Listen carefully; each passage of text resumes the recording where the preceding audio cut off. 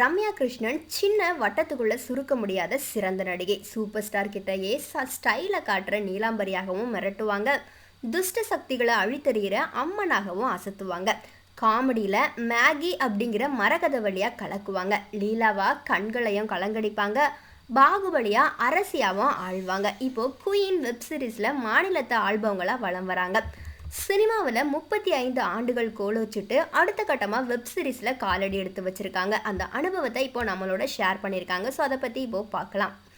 Queen பற்றி கௌதம் மேனன் சொல்லும்போது எப்படி ஃபீல் இருந்துச்சு அப்படின்னு கேட்டதுக்கு, எனக்கு குயின் கதை ரொம்ப பிடிச்சிருந்தது.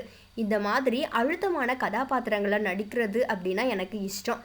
நீலாம்பரி, சிவகாமி தேவி வரிசையில் சக்தி சேஷாத்ரி கதாபாத்திரமும் நிச்சயம் பேர் வாங்கும். வாழ்க்கையில் தனக்கு வர்ற ஒவ்வொரு தடையையும் தாண்டி சாதிக்கிற சக்தி சேஷாத்ரியை எல்லா பெண்களுக்குமே நிச்சயம் பிடிக்கும். எனக்கு இந்த வாய்ப்பு கிடைச்சதுல ரொம்ப பெருமையாகவும் ரொம்ப சந்தோஷமாகவும் இருக்குது அப்படின்னு சொல்லியிருக்காங்க. இனி வரப்போகிறது வெப் சீரிஸ் காலம்னு சிலரும் என்னதான் இருந்தாலும் தியேட்டர் ஃபீல் வருமானு சிலரும் சொல்கிறாங்க. உங்களுடைய பார்வை என்ன அப்படின்னு கேட்டதுக்கு, 2 தளமுமே தன்னை அப்டேட் பண்ணிக்கணும்னு நினைக்கிறேன்.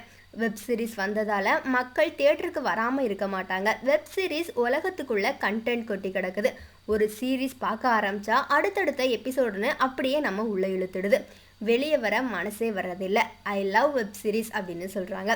படத்தை தேடி தியேட்டருக்கு நாம் போகிறோம், வெப் சீரிஸில் நம்மளை தேடி வருது.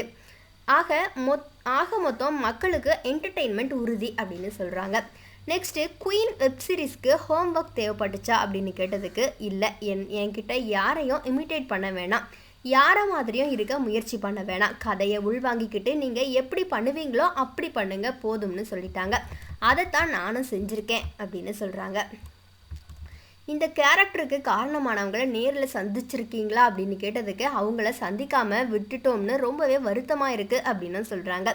உங்களுடைய 35 ஆண்டு சினிமா பயணத்தில் இப்படிப்பட்ட கேரக்டரை நாம் இன்னும் பண்ணலையேன்னு தோணுனது உண்டா அப்படின்னதுக்கு, அப்படி நான் நினச்சதே இல்லை. அம்மன், பஞ்சதந்திரம் மேகி, படையப்பா நீலாம்பரி, பாகுபலி சிவகாமி தேவி, சூப்பர் டீலக்ஸ் லீலா அப்படின்னு நான் பண்ணினது எல்லாமே ரொம்ப சவாலான கேரக்டர்கள் தான்.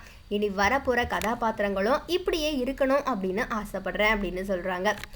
ஒவ்வொரு கதாபாத்திரத்தையுமே எப்படி தேர்ந்தெடுக்கிறீங்க அப்படின்னு கேட்டதுக்கு, ஃபார்முலா எல்லாம் கிடையாது. ஒரு கதையை கேட்கும்போது என்னோட மனசில் ஏதாச்சும் ஃபீல் ஆச்சுன்னா உடனே ஓகே சொல்லிடுவேன். சில நேரங்களில் அப்படி மனசு ஃபீல் ஆகும். சில நேரங்களில் பணத்துக்காக மனசு ஓகேன்னு சொல்லும். இந்த மாதிரி வெவ்வேறு காரணங்களை வச்சு தான் தேர்ந்தெடுக்கிறேன் அப்படின்னு சொல்கிறாங்க. நீங்கள் நடிக்கிற வித்தியாசமான கதாபாத்திரங்களுக்குள்ளே எப்படி உங்களை பொருத்திக்கிறீங்க அப்படின்னு கேட்டதுக்கு, ஸ்டார்ட் கேமரா ஆக்ஷன்னு சொன்னால் அதுவாகவே வந்துடுது ஹஹா அப்படின்னு. மற்றபடி வேறு எந்த மேஜிக்கை பற்றி சொல்ல தெரியல அப்படின்னு சொல்லி சிரிக்கிறாங்க. நீலாம்பரி, சிவகாமி தேவி கேரக்டர்கள் தான் தங்களுடைய இன்ஸ்பிரேஷன்னு பல ஹீரோயின்கள் சொல்கிறாங்க. இப்போ இருக்கிற ஹீரோயின்களுக்கு நீங்கள் என்ன சொல்ல நினைக்கிறீங்க அப்படின்னதுக்கு, இந்த கேரக்டர் தான் பண்ணுவேன், இது பண்ண மாட்டேன்னு சொல்லாதீங்க. மனசை ஓப்பனாக வச்சுக்கோங்க. உங்களுக்கு பிடிக்கலைங்கிறதுக்காக அந்த கேரக்டர் ஒர்க் அவுட் ஆகாது அப்படிங்கிறது கிடையாது. ஏன்னா நீலாம்பரி கேரக்டர் பற்றி என்கிட்ட சொல்லும்போது எனக்கு ரொம்ப பயமாக இருந்துச்சு. அப்போது வேறு சாய்ஸ் இல்லைன்னு தான் அதை நான் பண்ணேன். ஆனால் அந்த கேரக்டருக்கு உண்மையாக நடித்தேன். அதுதான் என்னோடய கெரியரில் பெரிய மைல் ஸ்டோனாக அமைஞ்சுது. அது மாதிரி நம்ம எதிர்பார்க்காதது எல்லாமே சில இடங்களில் நடக்கும். வித்தியாசமான கதாபாத்திரங்களில் உங்களை நடிக்க சொல்லி கேட்டால் எதனால் அப்படி கேட்குறாங்கன்னு யோசித்து முடிவிடுங்க. மைண்டை பிளாக் பண்ணி வச்சுக்காதீங்க அப்படின்னு சொல்கிறாங்க. நிறைய மொழிகளில் நடிக்கிறீங்க. இடையில கொஞ்ச காலம் சீரியல், ரியாலிட்டி ஷோ, இப்போ வெப் சீரிஸ், நேரத்தை எப்படி மேனேஜ் பண்ணுறீங்க அப்படின்னதுக்கு, எனக்கு ஓவராக வேலை செய்ய பிடிக்காது. என்னுடைய பர்சனல் நேரம் நிச்சயம் எனக்கானது தான். அதை கணக்கு பண்ணி தான் மற்ற வேலைகளை அமைச்சிக்குவேன். நம்ம வருத்திக்கிட்டு வேலை பார்த்தா மனசார வேலை செய்யவே முடியாது. எனக்கான நேரத்தை எடுத்துக்கிட்டால் தான் அமைதியான மனநிலை எனக்கு கிடைக்கும். நிம்மதியாக நடிக்கவும் முடியும். குடும்பத்தோட தேவையான நேரம் செலவு பண்ணுறேன். ஒரேடியாக குடும்பம்னோ வேலைனோ இல்லாமல் 50-50ன்னு சரியாக பேலன்ஸ் பண்ணிக்கிட்டு இருக்கேன் அப்படின்னு சொல்கிறாங்க. சினிமா துறையில் உங்களுடைய சிறந்த நண்பர் யார் அப்படின்னதுக்கு, எல்லாருமே எனக்கு நல்ல நண்பர்கள் தான். ரொம்ப ரொம்ப நெருக்கம் அப்படின்னா மதுபாலாவை சொல்லலாம் அப்படிங்கிறாங்க. உங்கள் மகன் இப்போது என்ன பண்ணுறாரு அப்படின்னதுக்கு, 9வது படிச்சுக்கிட்டு இருக்காரு. மியூசிக் பற்றி அவ்வளோ அப்டேட்டாக இருக்கிறாரு. மியூசிக்கில் இப்போது என்ன ட்ரெண்டுன்னு அவரை கேட்டால் தெரிஞ்சுக்கலாம். ரொம்பவே ஆச்சரியமாக இருக்குது அப்படின்னு சொல்கிறாங்க. உங்களுக்கான பொழுதுபோக்கு என்ன அப்படின்னதுக்கு பொழுதுபோக்குன்னு தனியாக எதுவும் கிடையாது.